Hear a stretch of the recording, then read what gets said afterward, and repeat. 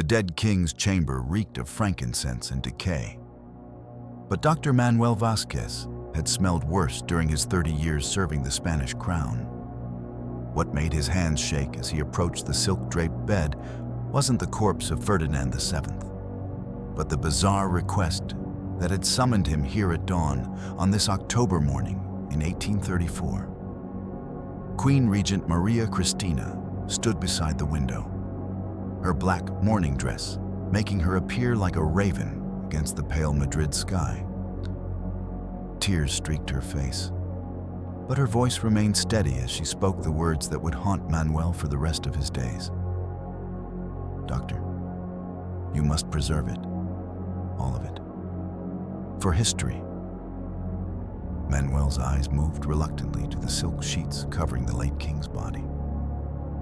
Ferdinand VII, El Deseado, the desired one, had finally succumbed to the gout that had plagued his final years. But Manuel knew, as did everyone in the palace's inner circle, that Ferdinand's true curse had been far more intimate and devastating than any mere illness.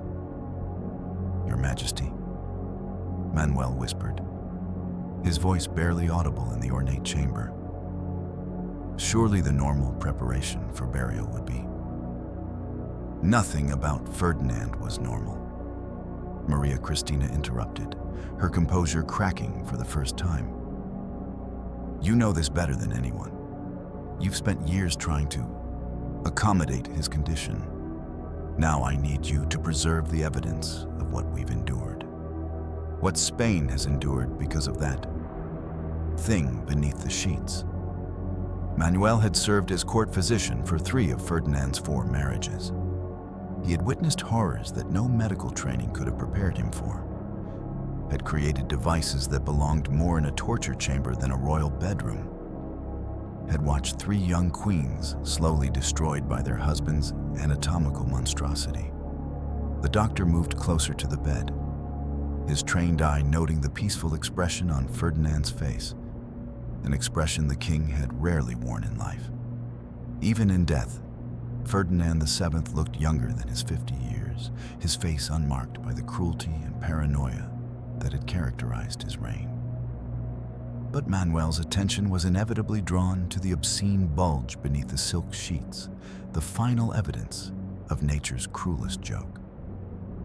The Vatican archives, Maria Cristina continued, wrapping her arms around herself as if warding off a chill. Cardinal Mendoza has agreed to store the documentation. Future scholars must understand what manner of man ruled Spain for 20 years. What physical curse shaped his character, destroyed his marriages, and ultimately corrupted his entire reign. Manuel had known this day would come. During Ferdinand's final illness, he had prepared the necessary preserving fluids, commissioned the specialized containers, even consulted with anatomists from the University of Salamanca about the proper techniques for long-term preservation of unusual specimens. But facing the reality of the task made his stomach churn. The Gürtel measurements alone are unprecedented in medical literature. Manuel muttered, more to himself than to the Queen. 14 inches in length, varying from the width of a man's thumb at the base to dimensions that defy natural proportion at the extremity. The curvature, the additional growths, the scarring from his attempts at self-modification.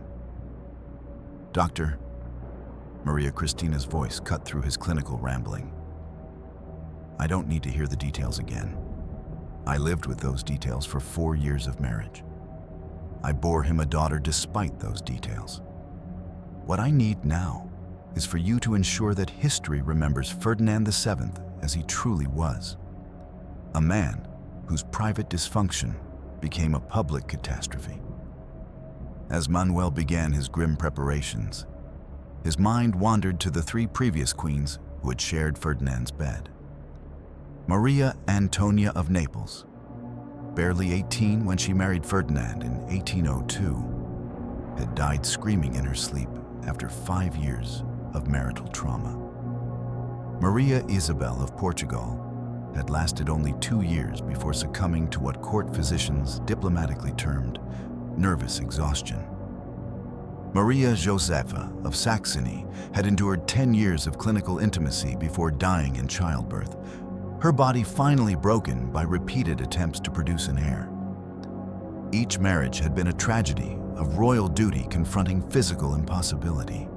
Each wedding night had required medical supervision, specialized equipment, and enough laudanum to render the bride compliant. Each queen had arrived in Madrid full of romantic hopes and left it broken in body and spirit. His first wife called him El Monstruo. Maria Cristina said quietly, as if reading Manuel's thoughts. The monster. She wasn't speaking metaphorically.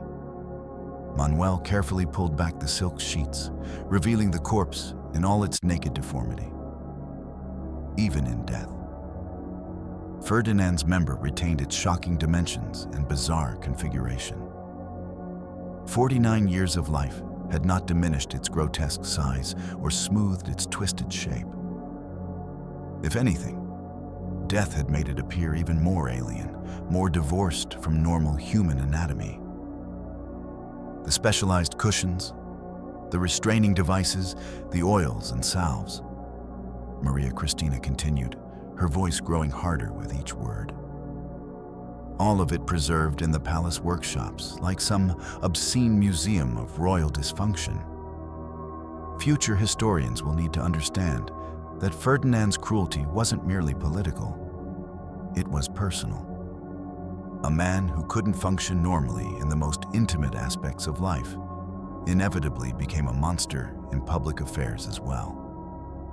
As Manuel began the delicate process of preservation, he reflected on the terrible irony of his situation. Here he was, a man of science and healing, tasked with preserving the very thing that had caused so much suffering. Ferdinand's anatomical curse would outlast the king himself, becoming a permanent testament to the dangers of unchecked power combined with personal dysfunction. The work ahead would take hours, requiring precision and clinical detachment that Manuel wasn't sure he possessed. But history demanded its due, and someone had to bear witness to the physical reality behind one of Spain's darkest reigns. 18 years earlier, in the spring of 1816, a young woman named Maria Isabel of Portugal stepped off the royal barge at the port of Cadiz, her heart filled with the dreams that only 19-year-old princesses can harbor.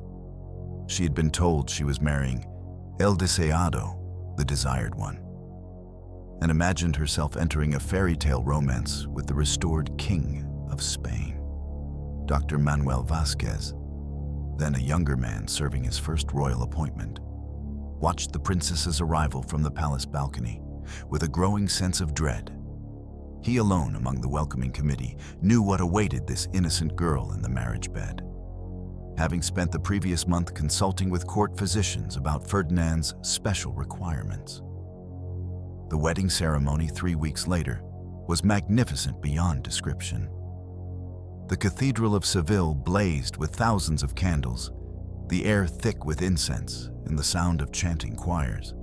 Maria Isabel looked radiant in her cloth of gold gown, her dark eyes sparkling with happiness as she knelt beside Ferdinand at the altar. Ferdinand himself appeared almost normal during the ceremony, handsome enough in his royal regalia, charming when he smiled at his bride. Every inch the romantic king that Maria Isabel believed she was marrying. None of the assembled nobles or foreign dignitaries could have guessed the anatomical nightmare hidden beneath his ceremonial robes. But Manuel knew. He had spent weeks preparing for this marriage, consulting with craftsmen about specialized furniture, with apothecaries about powerful sedatives, with the king's personal valets about the logistics of the wedding night. No detail had been overlooked, no preparation neglected. Yet Manuel remained convinced that no amount of planning could make Ferdinand's condition compatible with normal marital relations. The first sign of trouble came during the wedding feast, when Ferdinand's behavior began to shift from nervous excitement to something darker. As wine flowed and toasts were offered, the king's eyes took on the predatory gleam that Manuel had learned to recognize. The look of a man anticipating violence disguised as intimacy. Cardinal Mendoza, officiating at the ceremony, pulled Manuel aside during the dancing that followed the feast. "Doctor," the cardinal whispered urgently, "I've received disturbing reports from the king's previous encounters. Are we certain that the princess has been adequately prepared for what awaits her?" Manuel's stomach nodded. The princess's ladies-in-waiting had been briefed, euphemistically, about their mistress's special duties as queen. They had been shown the custom-made cushions and supports, the bottles of oils and medicinal preparations, but none of them truly understood what they were for. How could they? Nothing in their sheltered court experience had prepared them for Ferdinand's anatomical reality. "As prepared as possible, Your Eminence," Manuel replied, but his voice lacked conviction. As the evening progressed toward its inevitable conclusion, Maria Isabel's ladies began the traditional preparation of the bride.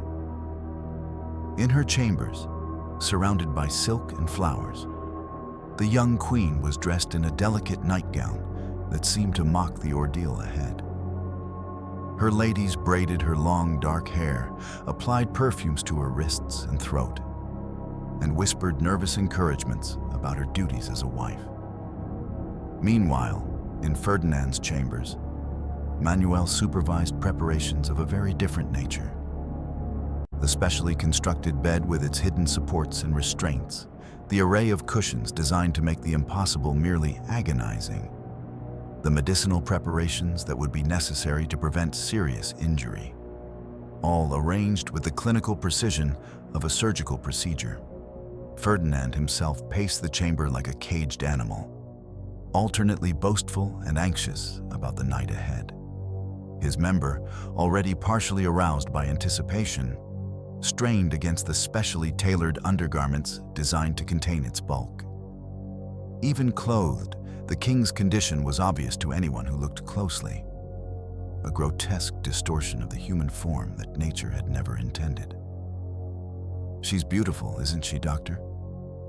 Ferdinand asked, pausing in his pacing to stare out the window toward his bride's chambers. Young, fresh, untainted by previous disappointments. Perhaps this time. He didn't finish the sentence, but Manuel understood. Ferdinand's desperate hope was that a younger, more resilient bride might succeed where his first wife had failed, might actually survive the physical trauma of their coupling long enough to produce an heir. The moment of truth arrived near midnight, when Ferdinand's valet knocked softly on the chamber door to announce that the bride awaited her husband's pleasure. Ferdinand's behavior immediately shifted from nervous anticipation to cold determination. This was no longer a bridegroom approaching his beloved, but a predator stalking prey. Manuel followed at a discreet distance as Ferdinand made his way through the palace corridors toward Maria Isabel's chambers. The king's specially tailored robes could barely conceal the massive bulge of his aroused member, and his breathing had become labored with the effort of walking while carrying such a burden. Outside the bridal chamber, Ferdinand paused and turned to Manuel with an expression that mixed desperation with cruelty. "Whatever happens tonight, Doctor, you will make sure it succeeds. Use whatever measures are necessary. Sedatives, restraints, physical assistance. I will have my heir, and she will provide it, regardless of the cost to her comfort or dignity." Manuel nodded reluctantly, knowing that his oath as a physician to do no harm was about to be tested in ways he had never imagined. As Ferdinand pushed open the door to the bridal chamber, revealing Maria Isabel waiting in her white nightgown like a sacrifice on an altar, Manuel whispered a prayer for forgiveness for what he was about to witness and enable. The screams that echoed through the palace an hour later would haunt everyone who heard them for the rest of their lives. Maria Isabel's screams pierced the night air with such anguish that servants 3 floors below crossed themselves and whispered prayers for the dead. But the young queen was very much alive, experiencing a horror that made death seem like a mercy. Dr. Manuel Vasquez stood frozen outside the bridal chamber door, his medical bag clutched in trembling hands as Ferdinand's roars of frustration mixed with his bride's cries of agony. Through the thick oak door, he could hear furniture splintering, the crash of breaking pottery, and worst of all, Ferdinand's voice issuing commands that belonged in a torture chamber rather than a royal bedroom. Hold her still. She must submit. Use more of the restraints.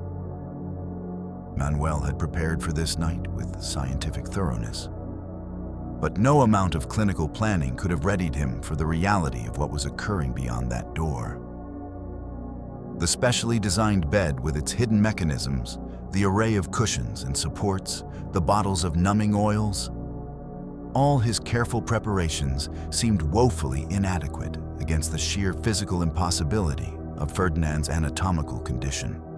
When the door finally opened 2 hours later, Ferdinand emerged disheveled and bloodied, his specially tailored night robes torn beyond repair. His face wore an expression of savage satisfaction mixed with frustrated rage, like a hunter who had wounded his prey but failed to make the killing blow. "Doctor," Ferdinand panted, his chest heaving with exertion. "Attend to the Queen. She requires medical assistance before we can attempt this again tomorrow night." Manuel pushed past the king into the chamber, and what he saw there would brand itself permanently into his memory. Maria Isabel lay motionless on the destroyed bed, her white nightgown stained with blood, her dark hair matted with sweat and tears. The custom-made cushions lay scattered around the room, several torn apart by the violence of Ferdinand's efforts. The specialized restraints that Manuel had hoped would never be needed hung from the bedposts like the remnants of some medieval torture device.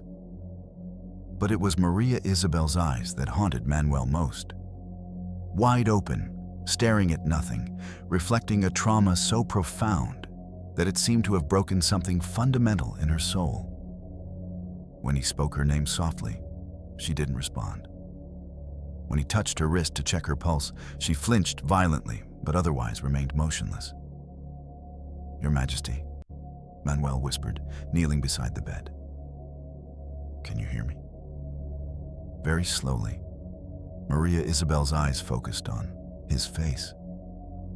When she tried to speak, only a whisper emerged, barely audible above the sound of her labored breathing. "Monster," she breathed. "He is El Monstro." Manuel spent the next 3 hours treating injuries that he would never record in any official medical document. The physical damage was severe enough, tears and bruising that would require weeks to heal. But the psychological trauma was far worse. Maria Isabel had retreated so far into herself that she seemed like a ghost haunting her own body. When Ferdinand returned the next morning, expecting to resume where he had left off, Manuel finally found the courage to defy his king. "Your Majesty, the Queen requires at least a month to recover from last night's activities. Any attempt to repeat them now could result in permanent damage or death." Ferdinand's face darkened with rage. "Permanent damage? Doctor, I am the King of Spain, and she is my wife. Her duty is to provide me with an heir, regardless of any temporary discomfort she may experience. If she dies in the attempt, at least she will have died in service to her sovereign." But even Ferdinand had to acknowledge that a dead queen could produce no heirs. Maria Isabel was given time to recover, though recovery proved to be a relative term. Her physical wounds healed, but her spirit remained shattered. She developed a pronounced stutter that made court conversations torture for everyone involved. she would flinch whenever Ferdinand entered a room, her face draining of color as if she had seen death itself approaching. The pattern established during their first week of marriage continued for nearly 2 years. Ferdinand would summon his physicians to prepare the chamber. Maria Isabel would be dosed with enough laudanum to make her compliant, and the grotesque ritual would be repeated with mechanical precision. Each encounter left the queen more broken, more withdrawn, more like a beautiful doll that had been repeatedly shattered and inexpertly repaired. Twice, miraculously, Maria Isabel became pregnant. The first time, in the spring of 1817, the court rejoiced as if witnessing a divine miracle. Ferdinand's confidence soared, and he began planning elaborate celebrations for the birth of his heir. But the pregnancy ended in a devastating miscarriage in the 4th month, leaving Maria Isabel hemorrhaging and delirious with fever for weeks. The second pregnancy, in early 1818, carried almost a full term before tragedy struck again. This time, Maria Isabel survived the birth long enough to hold her stillborn son, a perfectly formed child who simply never drew breath. The sight of the dead infant, so beautiful and yet so lifeless, broke whatever remained of Maria Isabel's sanity. She died 3 months later, on a gray morning in May 1818, officially from complications of childbirth and fever. But Manuel knew the truth. She had died of despair, her body finally surrendering to trauma that no human constitution could, indefinitely, endure. Ferdinand's reaction to his wife's death revealed the true depths of his psychological dysfunction. Rather than mourning Maria Isabel's passing, he became convinced she had been murdered by enemies seeking to prevent him from producing an heir. He ordered multiple autopsies, had several of her ladies-in-waiting arrested on suspicion of poisoning, and spent weeks conducting interrogations that bordered on torture. Within 6 months, Ferdinand was already negotiating for his 3rd wife, apparently having learned nothing from the tragedy that had just concluded. But our story shifts now from the perversions of Spanish royalty to the tragedy unfolding in Constantinople on that fateful morning of May 29th, 1453. While Ferdinand VII would not be born for another 3 centuries, the pattern of power corrupted by personal dysfunction was already ancient by the time the last Byzantine emperor fell defending his city. Alexios the scribe, 19 years old and ink-stained from years of copying sacred texts, knelt in the main sanctuary of the Hagia Sophia as Turkish soldiers systematically stripped away everything that had made the cathedral a symbol of Christian civilization. Golden chalices, silk vestments, and illuminated manuscripts, the accumulated treasures of 9 centuries, were being sorted into piles for distribution among the conquering army. At the center of this organized looting stood Sultan Mehmet II himself, barely older than Alexios, but carrying himself with the confidence of a man who had just achieved the impossible. The young sultan walked slowly through the cathedral, his dark eyes taking in every detail of his greatest prize, occasionally gesturing for his men to preserve particularly valuable items for his personal collection. When Mehmet's gaze fell on the group of surviving clergy huddled near what remained of the altar, Alexios felt the weight of history in that momentary connection. Here stood the man who had ended the Byzantine Empire, who had driven the final nail into the coffin of the Roman legacy, who had transformed Christianity's greatest cathedral into a mosque. And here knelt Alexios, a humble scribe clutching a hidden relic, witness to the moment when one age died and another was born. The Sultan approached their group with measured steps, each footfall echoing in the vast space that had once resonated with nothing but Christian prayers. He stopped directly in front of Alexios, and the young scribe was struck by the intelligence in those dark eyes. This was not the savage barbarian that Christian propaganda had painted for decades, but a cultured educated ruler who spoke Greek as fluently as Turkish. "You," Mehmet said, pointing at Alexios with a jeweled finger. "You are the scribe, are you not? I have heard of your skill with both Greek and Latin texts." Alexios nodded mutely, too shocked to wonder how the Sultan could know such details about his obscure existence. Years later, he would learn that Mehmet's intelligence network was legendary, that he had spent years learning about every significant person in Constantinople, preparing for this exact moment. "Your reputation precedes you," Mehmet continued, switching effortlessly to perfect Greek that carried only the slightest trace of accent. "I am told you have copied works of Aristotle, of Plato, of John Chrysostom.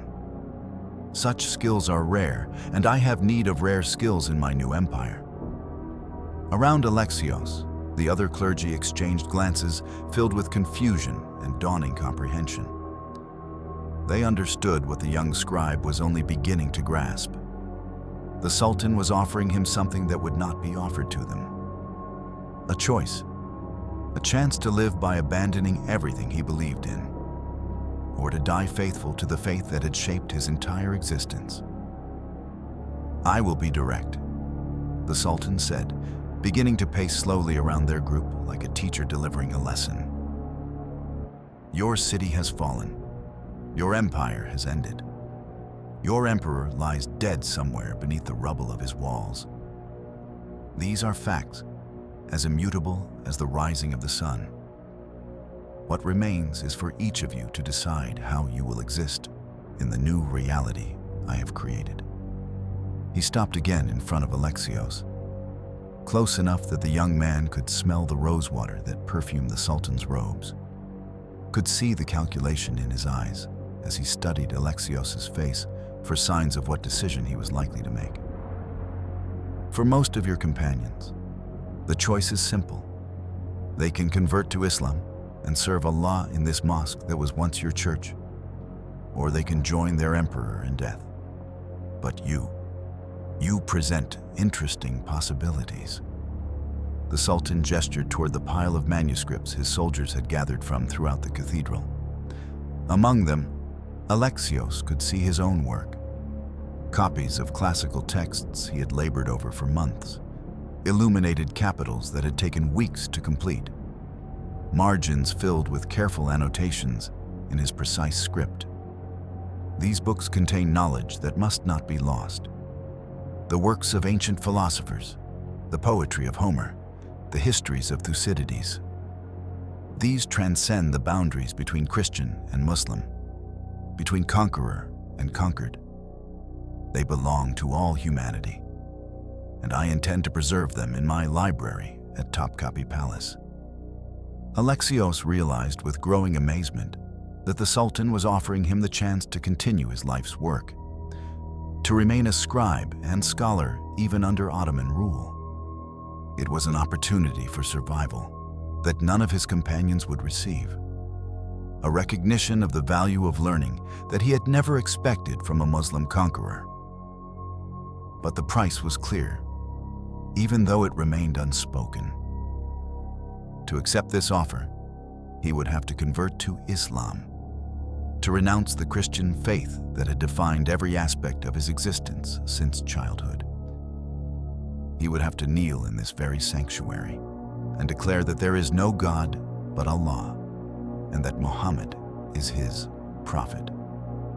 Hidden beneath his robes, pressed against his chest like a second heart, was the golden reliquary containing the finger bone of Saint John the Baptist. The relic had been entrusted to him by Sister Theodora as Turkish soldiers stormed through the cathedral with desperate instructions to preserve it at all costs. Now, faced with the Sultan's offer, Alexios understood that preserving the relic and preserving himself might be mutually exclusive choices. I need time to consider," Alexios managed to whisper. The Sultan's expression didn't change, but the young scribe caught a flicker of what might have been disappointment in those intelligent eyes. "Time is something I cannot give you.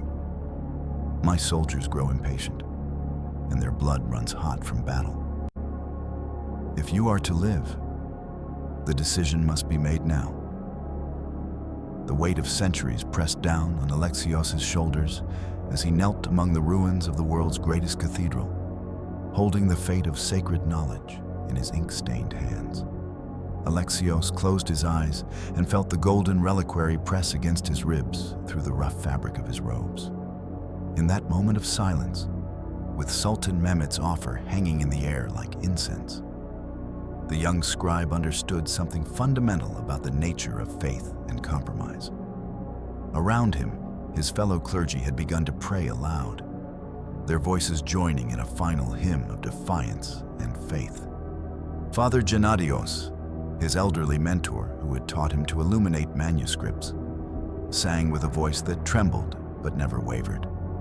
Brother Andreas, who had spent the morning hiding precious texts in secret chambers, added his tenor to the growing chorus of men who had already made their choice. They were choosing death over apostasy, martyrdom over survival, principle over pragmatism. And in their courage, Alexios found his answer. "Your Majesty," he said, opening his eyes and meeting the Sultan's gaze directly, "I am honored by your offer, but I cannot accept it." A murmur ran through the Turkish soldiers surrounding them, and Alexios saw several hands move to sword hilts. But Sultan Mehmet raised a hand for silence, his expression unreadable as he studied the young scribe with renewed interest. "And why is that?" the Sultan asked quietly. "Are you so eager to join your companions in martyrdom? Do you think your death will resurrect your fallen empire?" Alexios shook his head slowly. "No, Your Majesty. My death will change nothing. Constantinople has fallen, and no amount of blood will raise it again. But there are some things more important than survival. Some truths that must be preserved even at the cost of our lives." The Sultan stepped closer, and Alexios could see genuine curiosity in those dark eyes. The mind of a brilliant ruler trying to understand what drove a 19-year-old scribe to choose death over life. "Explain this to me," Mehmet commanded. "What truth is worth more than the preservation of knowledge? What principle justifies the destruction of learning?" For a moment, Alexios struggled to find words adequate to express what he was feeling. How do you explain to a conqueror that some victories are hollow? How do you make him understand that preserving Christian manuscripts under Islamic rule would transform them into museum pieces divorced from the living faith that gave them meaning? "Your Majesty," Alexios began carefully, "you speak of preserving knowledge, and that is indeed noble. But knowledge without faith is like a body without a soul. It may maintain the appearance of life, but it lacks the spirit that gives it meaning." He gestured toward his fellow clergy, still kneeling in prayer despite the swords pointed at their backs. "The texts I have copied are not merely collections of words on parchment. They are expressions of a living faith, a continuous conversation between human souls and the divine that has lasted for over 1,000 years. If I were to convert and continue copying these texts under your patronage, I would indeed preserve the words. But I would kill the spirit that animates them. They would become curiosities, artifacts of a dead civilization, rather than living documents of an eternal truth." The Sultan's expression remained neutral, but Alexios sensed that he had captured the ruler's attention in a way that surprised even Mehmet himself. Here, in the moment of his greatest triumph, a condemned young man was challenging not his power, but his understanding of what victory truly meant. Consider what would happen to the Quran if it were preserved only by Christian scribes forced to convert to Christianity, Alexios continued. emboldened by the Sultan's silence. The words might remain unchanged, but would they still carry the same power? Would they still be the Quran, or would they become something else entirely? For the first time since entering the cathedral, Sultan Mehmet looked genuinely thoughtful rather than simply commanding. The young scribe had presented him with a paradox he had not considered: that the very act of preserving Christian texts through forced conversion might destroy the thing he claimed to want to preserve. "You present an interesting argument," the Sultan admitted, "but it leads to an unfortunate conclusion. If you will not serve, and if your death preserves nothing, then what purpose does your martyrdom serve?" Alexios reached slowly into his robes, drawing out the golden reliquary that Sister Theodora had entrusted to him. The precious container caught the morning light streaming through the cathedral's windows, seeming to glow with its own inner fire as he held it up for all to see. "This contains the finger bone of St. John the Baptist," he explained, watching the Sultan's eyes widen as he recognized the relic's significance. For 8 centuries, it has been venerated in this cathedral. Thousands of pilgrims have knelt before it, believing that it carried the power to heal, to comfort, to intercede with God. He paused, letting the full implications of what he was about to do sink in. "If I were to hide this relic, to preserve it secretly while converting to Islam, I might keep it physically safe. But I would rob it of its true power, which comes not from the bone itself, but from the faith of those who venerate it." Before anyone could stop him, Alexios raised the reliquary above his head and brought it crashing down against the marble floor. The golden container split open with a sound like breaking bells, and the ancient bone inside crumbled to dust that scattered across the stones of the cathedral. The silence that followed was absolute. Even the Sultan seemed shocked by this deliberate destruction of something so precious and irreplaceable. "You see?" Alexios said quietly, kneeling among the scattered fragments. "The relic's power was never in the bone itself. It was in the living faith of the people who believed in it. And that faith cannot be preserved through compromise or hidden in darkness. It can only be preserved through witnesses willing to die for it." He looked up at the young Sultan, who had conquered the world, but still struggled to understand the souls of those he had conquered. "This is why we choose martyrdom, Your Majesty. Not from pride or stubbornness, but from understanding that some truths can only be preserved through sacrifice." Sultan Mehmet stared down at him for a long moment, and when he finally spoke, his voice carried a note of something that might have been respect. "You are either the wisest young man I have ever met, or the most foolish." He turned to his guards and spoke briefly in Turkish. Alexios closed his eyes, expecting to feel the bite of steel, but instead heard the sound of retreating footsteps. When he opened his eyes, the Sultan was gone, leaving only a single guard, an older man whose weathered face suggested he had seen many battles, many conquests.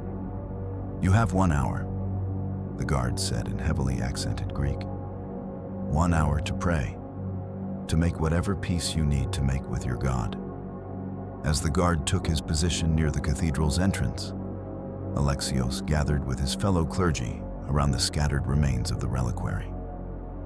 Together, they began to pray, not for rescue or miracle, but for strength to meet death with the same faith that had sustained them through life.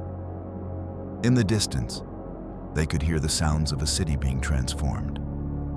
Calls to prayer replacing church bells, hammers converting churches into mosques, the voices of a new people taking possession of an ancient place. Constantinople was dying, but from its ashes, something new was being born. And in their final hour, The last scribes of Byzantium achieved something that no emperor or general ever could.